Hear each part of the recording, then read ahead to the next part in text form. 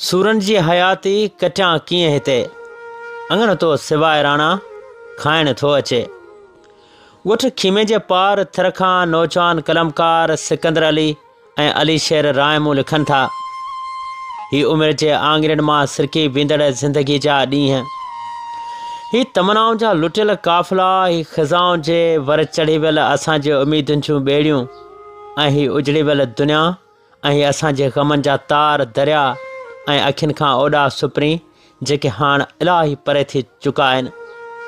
ऐं जीअं झिझी पवे थो इहो चई त मूंखे छॾे हित हुजे विया ओहिरे, तिन तड़नि मथे तित रोयो राह निहारियां।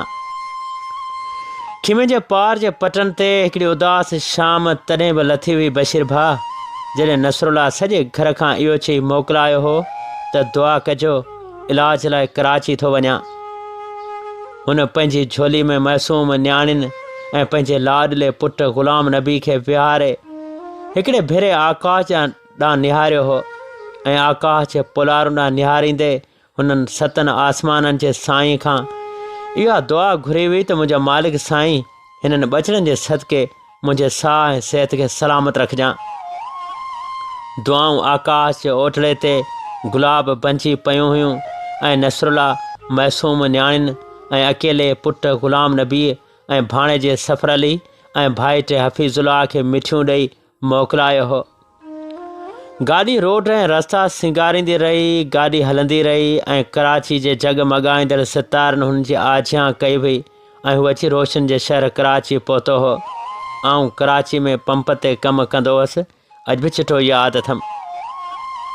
तॾहिं तंवारीन मां साम्हूं डी आया, ऐं हू छा अची वियो हो, आउं सां मुर्की मिलियो हुअसि, ऐं पोइ तड़े तबीबनि घायल घरां कढियो ॾेई ॾंभ ॾॾनि ऐं पाड़ां ॾील ॾुखोयो वारी सिट लड़ी आई हुई। उमिरि जूं 35 ॿारूं ॾिसंदड़ असांजो भाउ नसरुल्ला, छा त नसरुल्ला भाउ हो, असांजी दिलि जो शहनशाह हो। नदीअ में तरंदड़ गुलनि जा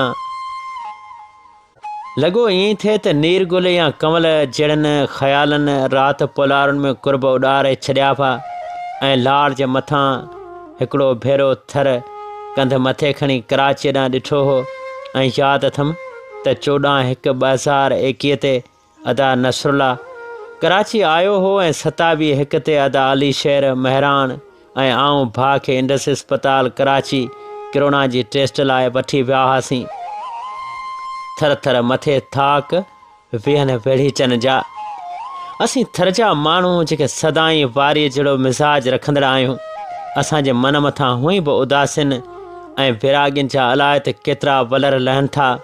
वरी वापसि पंप ते इंडस अस्पताल खां मोटी आया हुआसीं, ऐं राति विलाज जे रंगनि में कुर्ब कचहरियूं थियण लॻियूं हुयूं, ऐं सभिनी दिलि वारनि यारनि सां हुन वेही टहक ॾिना हुआ। वक़्त जा हथ, ॾींहंनि जा भर्त ऐं रातिनि जा रुमाल, सभु कुझु पंहिंजे मामूल मूजिबि साॻी अंदाज़ सां हलंदो रहियो बशीर भाउ। ऐं पोइ यादि अथमि त 2021 ते NIC वेझी कराची जे दिलवारी अस्पताल में भाउ जे बाईपास थियण लाइ असांखे टाइम मिलियो हो, ऐं ऑपरेशन जो टाइम हो 11:50, ऐं उते असीं ऑपरेशन थिएटर जे गेट ते पहुता हुआसीं। फाइल तयारु थी पिया हुआ, ऐं भाउ नसरुल्ला खे ऑपरेशन थिएटर अंदरि नियो वियो हो। मुंहिंजे अखियुनि में अणगणिया लुड़क रहिजी पिया हुआ, उदास थी पियो हुअसि। तमनाऊं लुड़ची चुकियूं हुयूं, ऐं आसरा बंभोर जे भेजियां वीरान थी पिया हुआ। ऑपरेशन थींदो रहियो, अलाहू अलाहू जो ज़िक्र कंदो रहियसि। हाँ, यादि अथमि त हू वरी वापसि 6:15 बजे वापसि थियो हो। ICU में 6:15 मिंटनि ते हुनखे वापसि आंदो वियो। आउं हुनखे ॾिसण लाइ वियो हुअसि। ज़ारो कतार रोई ॿाहिरि निकितो हुअसि। मूंखे मुंहिंजा भाइर, मुंहिंजा दोस्त दिलासा ॾियण लॻा पिया। चाचा हुसैन दिलासा ॾिना पिया, अदा अलादाद दिलासा ॾिना पिया, ऐं अनवर बि चई ॾिनो हो त वॾी दिलि कर। इस्माइल बि चयो हो त शहाबुद्दीन ऐं फ़ौजी अब्दुल रज़ाक ऐं मासात ग़ुलाम बि दिलासा ॾिना पिया। ऐं पोइ जीअं ॿिए ॾींहुं भाउ होश में आयो हो त मूं घर फ़ोन कयो हो। घर वारनि ख़ैरातूं कयूं हुयूं, दुआऊं घुरियूं हुयूं, ऐं सभई दुआऊं धणी दर अगामी वियूं हुयूं ऐं भाउ बिल्कुलु ठीकु थी वियो हो। पर क़िस्मत हथ तॾहिं कढिया हुआ बशीर भाउ जिन 27/2/2021 ते अदा खे फिफड़नि जी बीमारी ऐं गुर्दनि जी बीमारी भाकरनि में भरे वरितो हो ऐं गुर्दनि जी तकलीफ़ सबबि असांजी SIUT कराची में दाख़िल थिया हुआसीं। SIUT में फिफड़नि जो इलाजु त कोन पिया हलियो, पर गुर्दनि जे इलाज सां गॾु फिफड़नि जी दवा बि हली रही हुई ऐं पोइ दवाऊं हलंदियूं रहियूं, दुआऊं थींदियूं रहियूं। बसि उमेदूं ऐं तमनाऊं वरी बि चोट चढ़ंदियूं वयूं।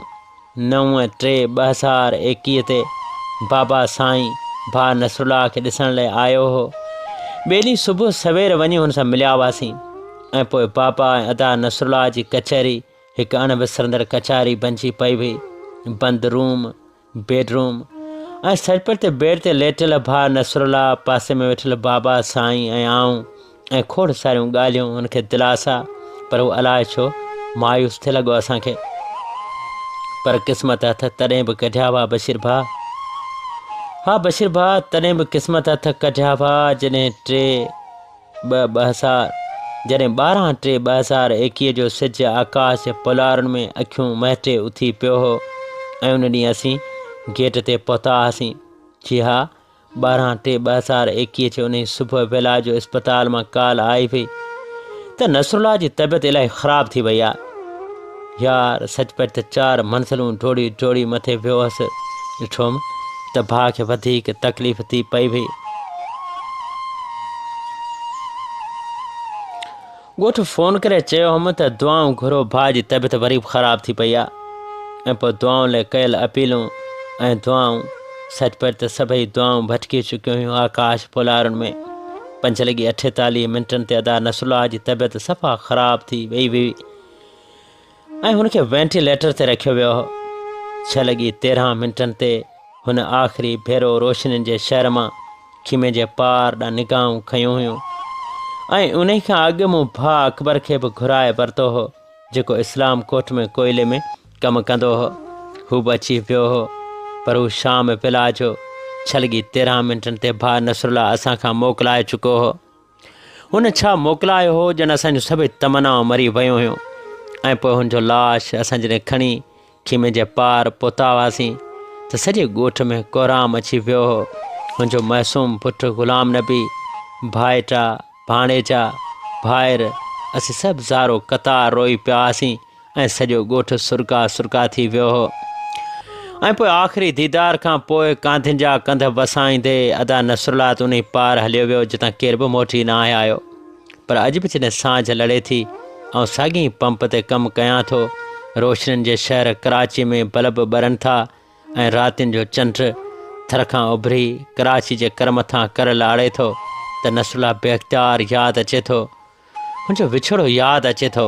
सुरकी पवां थो, रोई पवां थो ऐं मुर्शिद लतीफ़ सरकार जो भलारो बैत ज़हन अगर ते तरी थो अचे त लॾे विया त को मूंखे पढ़े वञणु पियो परियां संदे पड ते, मन को ॾींहुं ॾियारो होए वञी ॾिसां सोए जो टिंगर ट्राए हलिया।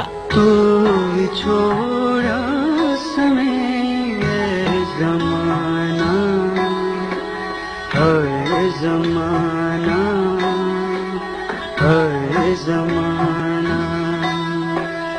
तो लुटा से खुशिये जा खजाना, हर ज़माना